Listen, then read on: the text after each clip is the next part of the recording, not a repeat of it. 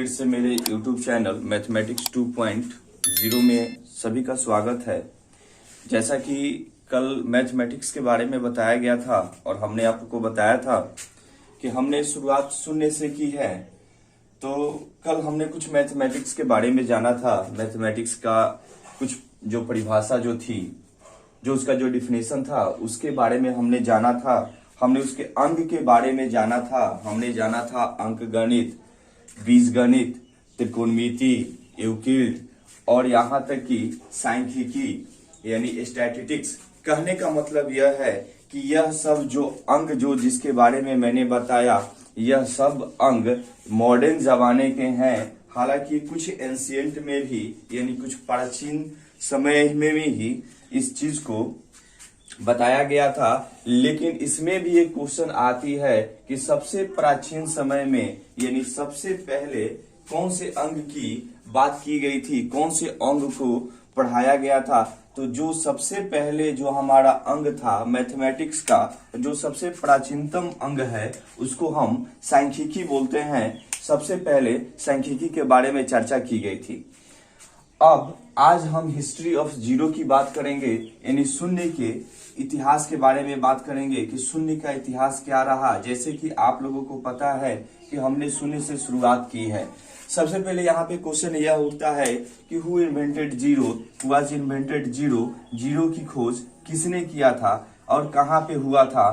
तो मैं आप लोगों को बता दूं, इनमें से बहुत सारे लोग आप लोग में से जानते भी होंगे कि शून्य की जो खोज हुई थी वो भारतीय गणितज्ञ आर्यभट्ट ने की थी। लेकिन मैंने ये भी बताया था कि हमारा जो माध्यम होगा वह हिंदी और इंग्लिश दोनों में होगा, ताकि दोनों जो टाइप के जो बच्चे हैं, जो सीबीएसई के हैं या जो स्टेट बोर्ड के हैं, उन्हें किसी भी प्रकार से कोई दिक्कत नहीं होगी। अर्थात हम दोनों माध्यम को लेके एक साथ चलेंगे। तो यहाँ पे आपने जैसे देखा कि शून्य की जो खोज हुई थी वह भारतीय गणितज्ञ आर्यभट्ट ने की थी। इसको आप अंग्रेजी में बोल सकते हैं zero was invented by Indian mathematician Aryabhata. लेकिन अभी इसके इतिहास के बारे में अगर हम जाने तो हमने ये भी जाना है, हमने ये भी पढ़ा है और हमने आपको ये भी बताने का प्रयत्न किया है कि जब हम इसके इतिहास के बारे में बात कर ही रहे हैं तो क्यों ना इसको थोड़ा सा और डीप में ले जाया जाए। तो कुछ अमेरिकी वैज्ञानिकों का, कुछ अमेरिकी गणितज्ञों का कहना है कि शून्य का खोज अमेरिका में हुआ था और वहां पे उनके एक गणितज्ञ थे जिनका नाम था अमीर एक्सेल, यानी अमीर एक्सेल नामक जो गणितज्ञ थे, उन्होंने बताया था कि सबसे पहले, मैं यहाँ पे पहले लिख देता हूं,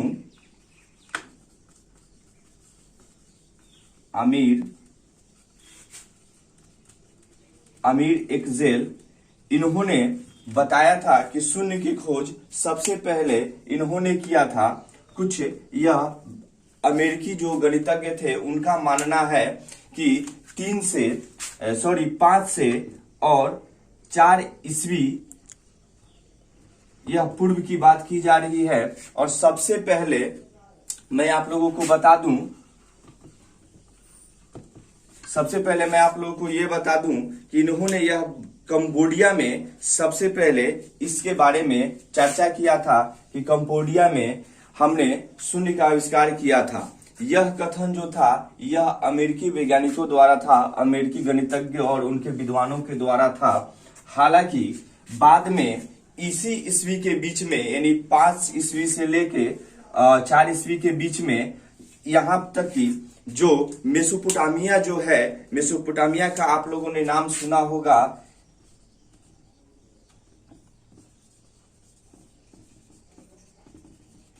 मेसोपोटामिया में इसके बारे में खूब चर्चा की गई थी। हालांकि अंत में सभी लोगों ने यह माना कि नहीं, शून्य का जो असली जो खोजकर्ता जो थे और शून्य के बारे में जो सबसे पहले जिन्होंने बताया था वह आर्यभट्ट ही थे, क्योंकि 628 ईस्वी में एक हमारे भारतीय गणितज्ञ जिनका नाम ब्रह्मगुप्त था नामक वह विद्वान और गणितज्ञ, इन्होंने यह साबित कर दिया था कि आर्यभट्ट ने ही आर्यभट्ट ने ही शून्य के बारे में और शून्य का आविष्कार किया है। साथ ही साथ इन्होंने, आर्यभट्ट ने तो शून्य के बारे में जानकारी हमें दिया, लेकिन पूर्ण रूप से देखा जाए तो 628 ईस्वी पूर्व, यानी 628 ईस्वी पूर्व में जो हमारे ब्रह्मगुप्त जो थे, जो हमारे ब्रह्मगुप्त नामक ये भारतीय गणितज्ञ थे, यहां पे मैं लिख देता हूं,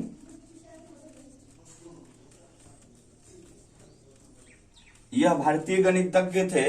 इन्होंने शून्य को अच्छे रूप से इसका एक सिद्धांत दिया और इसको परिभाषित किया।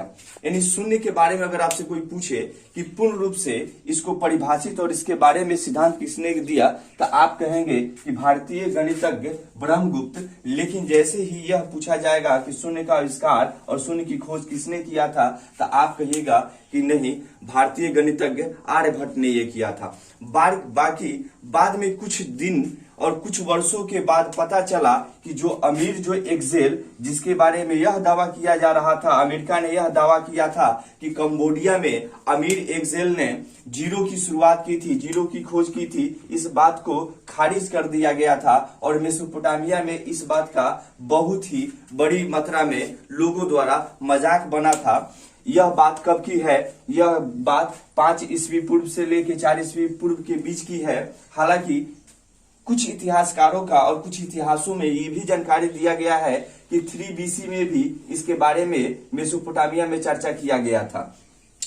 अंततः इससे हमें यह बात के बारे में जानकारी मिल रहा है और हम अंत में यह जान रहे हैं कि पूर्ण रूप से पूरे विश्व स्तर पे इस बात को मान लिया गया कि शून्य का जो आविष्कार हुआ था वह हमारे भारतीय गणितज्ञ आर्यभट्ट के द्वारा ही किया गया था। अर्थात नीचे की जो भी चीज जो हमने अभी पढ़ा, जो इसके इतिहास के बारे में पढ़ा, जो हमने कंबोडिया, मेसोपोटामिया के बारे में पढ़ा, हमने अमीर एक्सेल के बारे में पढ़ा, ये सब बाद में जाके इन लोगों का बात खारिज कर दिया गया था और अंत में इन्हें, ठीक है ना, यानी हमारे भारतीय गणितज्ञ आर्यभट्ट के बातों को सहमति मिली थी। साथ ही साथ हमने यह भी पढ़ा कि 628 ईस्वी में ब्रह्मगुप्त जो भारतीय गणितज्ञ भी थे, इन्होंने जीरो को पूर्ण रूप से उसका सिद्धांत दिया, उसको परिभाषित किया। इन्होंने एक छोटे से बातों में समझाया लोगों को कि जैसे कि अगर आपके पास कुछ वस्तुएं हैं और धीरे धीरे अगर वो वस्तुएं खत्म हो जाती हैं, अर्थात आपके पास जब कुछ वस्तुएं नहीं बचती हैं, कोई भी वस्तुएं जब आपके पास नहीं बचती हैं और आपके पास एकदम बिल्कुल, कहने का मतलब यह है कि एक भी वस्तु आपके पास नहीं बचा, इसका मतलब आपके पास शून्य वस्तु बचा और इस शून्य वस्तु का मतलब होता है कुछ नहीं। देखिए, तो आपने यह जाना कि जो हमारे जो भारतीय जो गणितज्ञ थे 628 ईस्वी में, जिन्होंने जीरो के बारे में सिद्धांत दिया और उसको परिभाषित किया और उन्होंने छोटे से बातों में समझा दिया कि कुछ वस्तुएं जो आपके पास हैं, अगर उनमें से धीरे धीरे करके सब खत्म हो जाती हैं तो आपके पास शून्य वस्तुएं बचती हैं और इस शून्य का मतलब कुछ नहीं हुआ। अर्थात यहाँ से इसका एक सिद्धांत मिला और इसके अलावा बहुत सारे चीजों के बारे में इन्होंने बताया था। खैर, हम इसके बारे में जान लिए, कुछ इसके इतिहास के बारे में जाने। अब हम शून्य के बारे में और शून्य को थोड़ा सा और अब अपने भाषा में आज के जमाने के हिसाब से कुछ हम इसको डील कर रहे हैं। चलिए हम आगे की तरफ देखते हैं।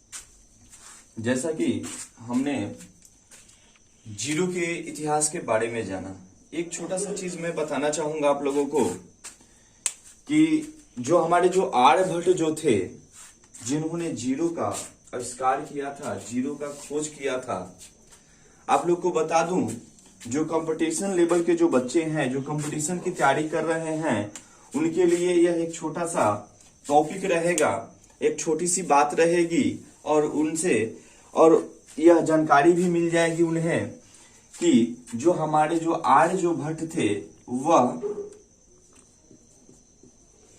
जो आर्यभट्ट थे यह गुप्त साम्राज्य के ही थे। यानी गुप्त साम्राज्य के समय में ही इन्होंने हमारे लिए शून्य का आविष्कार किया था। अतः आप लोगों के पास एक क्वेश्चन हो जाता है, एक ऑब्जेक्टिव टाइप क्वेश्चन हो जाता है, जिसे आप कभी भी किसी कंपटीशन के एग्जाम में अगर पूछा जाता है कि आर्यभट्ट किस साम्राज्य से थे, तो आप आसानी से कह सकते हैं कि आर्यभट्ट गुप्त साम्राज्य से थे। ठीक है, अब चलिए अब कुछ हम आगे की तरफ बात करते हैं। यहाँ पे बताया गया है कि zero is neither negative nor positive, यानी ना ही यह निगेटिव है और ना ही पॉजिटिव है। कहने का मतलब यह है कि इसको सुविधा के हिसाब से हम इसका प्रयोग कर सकते हैं, क्योंकि जीरो क्या है, जीरो एक इंटीजर्स है। जैसे आप इसको लिख सकते हैं, जीरो इज द इंटीजर, यह एक इंटीजर है।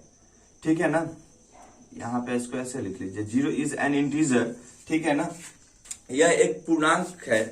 और क्योंकि जैसे कि जीरो का मतलब यह हो गया कि अगर कोई नंबर को अगर जीरो से डिनोट किया जाता है, किसी नंबर को अगर जीरो से डिनोट किया जाता है, अर्थात उसका मतलब होता है कि वह कुछ नहीं है, मीन्स यह जीरो है। और यदि कोई नंबर किसी दूसरे या किसी डिजिट को या किसी नंबर को किसी दूसरे भाषा में या किसी दूसरे रूप में अगर लिखा जाता है और उसमें जीरो नहीं होता है, तब हम कहते हैं कि वह नंबर क्या है, नॉन जीरो है। जैसे टू इज नॉन जीरो,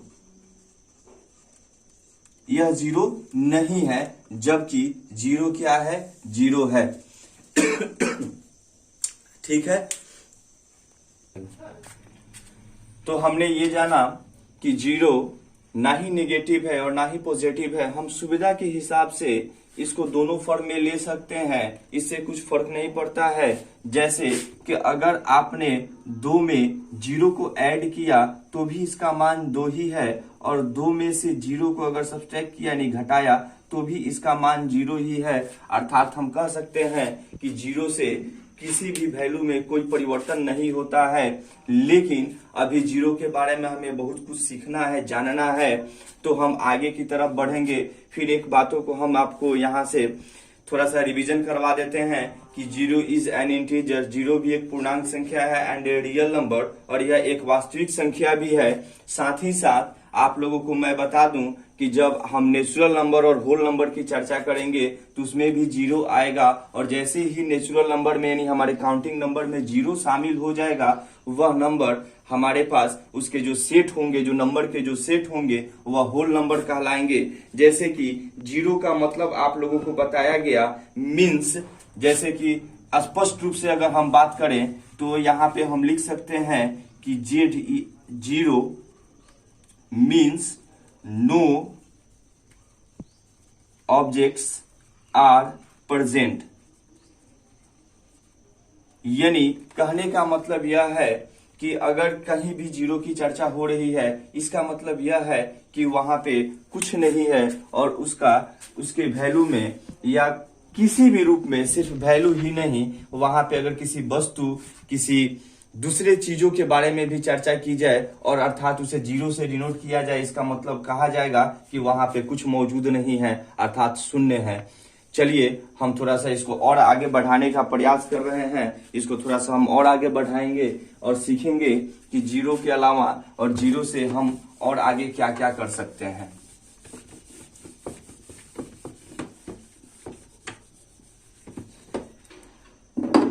जैसा कि हमने जीरो के बारे में चर्चा किया है, तो जब यह किसी नंबर या किसी डिजिट के पहले, जैसे मान लीजिए 2, अगर 2 के पहले अगर हम ये शून्य को लिखते हैं तो भी इसका मान 2 ही है, और इसका मतलब 2 ही है, इसमें कोई परिवर्तन नहीं हुआ है।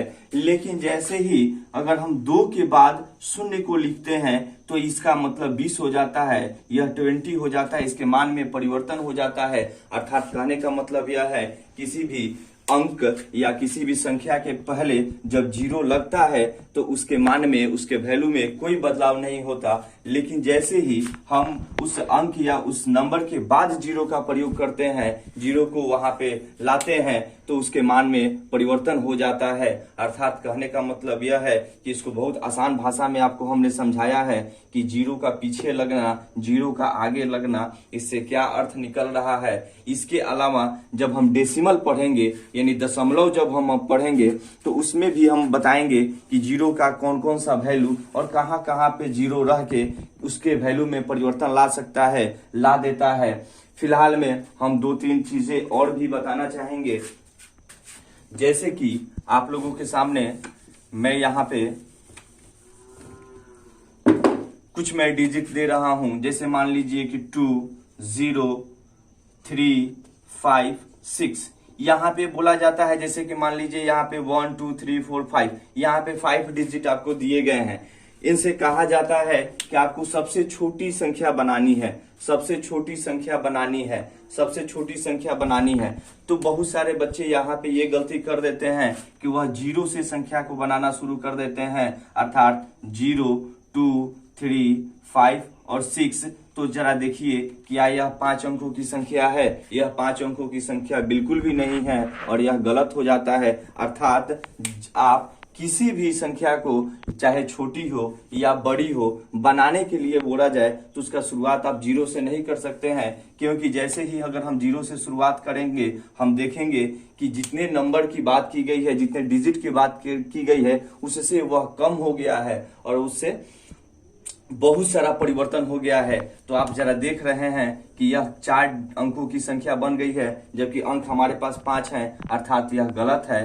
तो इसको बनाने के लिए हम यह संख्या जो इससे हम बनाए हैं यह गलत है। तो जब से सबसे स्मॉलेस्ट अगर संख्या की बात करें, यानी स्मॉलेस्ट नंबर की बात करें, तो इसको हम बनाएंगे 2, 0, 3, 5, 6। यह 5 अंकों की सबसे छोटी संख्या बन गई। और अगर ग्रेटेस्ट की बात करें, यानी सबसे बड़ी संख्या की बात करें, तो इसमें जो सबसे बड़ी संख्या है उसे हम लेंगे 6, फिर उससे जो थोड़ी सी छोटी है 5, तब 3, तब 2, तब 0, तब यह 5 अंकों की सबसे बड़ी संख्या बन जाएगी। इसी प्रकार से जीरो का प्रयोग किया जाएगा और जीरो के बारे में जो बताया गया है आपको इसी से समझना है। बहुत सारे ऐसे एग्जाम्पल्स हैं, बहुत सारे ऐसी बातें हैं जीरो के बारे में जो आप लोग को बताया गया है और अभी भी बताना है। फिलहाल में मैंने आपको यह बताया कि जीरो का खोज, जीरो के बारे में कौन कौन सी इतिहास रहा, और साथ ही साथ जो अमेरिकी जो वैज्ञानिक और जो अमेरिकी जो गणितज्ञ थे जिनके बारे में मैंने बताया, जो अमीर एक्सेल थे, और साथ ही साथ जो हमारे भारतीय गणितज्ञ थे जो ब्रह्मगुप्त थे, उनके बारे में भी हमने बताया। और अंततः हमने यह जाना कि पूरे विश्व ने यह माना कि जीरो की खोज हमारे भारतीय गणितज्ञ आर्यभट्ट ने ही किया था। इसके अलावा हमने आपको यह भी बताया कि जीरो ना ही निगेटिव है और ना ही पॉजिटिव है, हम अपने सुविधा के अनुसार उसका प्रयोग कर सकते हैं। और जीरो का मतलब यही भी होता है कि नो ऑब्जेक्ट आर प्रेजेंट। कहने का मतलब यह है कि कोई भी चीजें वहां पे मौजूद नहीं है, अर्थात वह जीरो है। जीरो जब किसी संख्या के पहले लगता है तो उसका मतलब क्या हो जाता है, जीरो किसी संख्या के बाद में लगता है तो उसका मतलब क्या हो जाता है।